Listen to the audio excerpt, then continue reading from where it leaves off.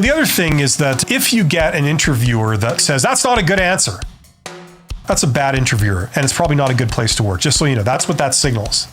When they take exception to your answer to a question they just asked. My favorite is when they take exception to an extremely general question like, tell me about yourself. Tell me about yourself. Well, I've worked in this business for years and I like puppies and I like to wear bright orange, and every once in a while I go and I collect stamps. And they say, well, that's not a good answer. You need to talk to me about your ambitions. Everyone loves that kind of trick. That's a bad interviewer, just so you know.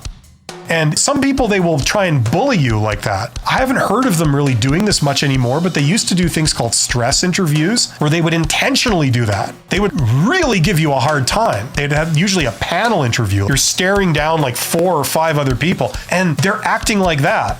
First of all, they're trying to probe you for certain information. Secondly, they're trying to see how you respond to other people in that situation, a high stress situation. Do you lose your temper and storm out of the room? In which case they know maybe you're not a good candidate.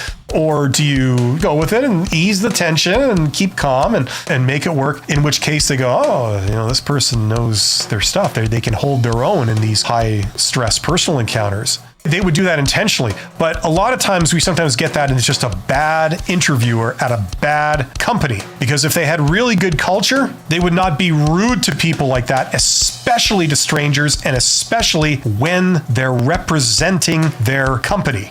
So just so you know, recruiters that do that to you, they're telling you considerably more than you're telling them. They're telling you, you might not want to work here because the way I'm acting, that's normal here. And that's okay. And so people will be doing that whenever they feel like, just so you know. It's like a salesperson losing their temper. If the salesperson is losing their temper, you know that a lot of other people in that company are going to be losing their temper too.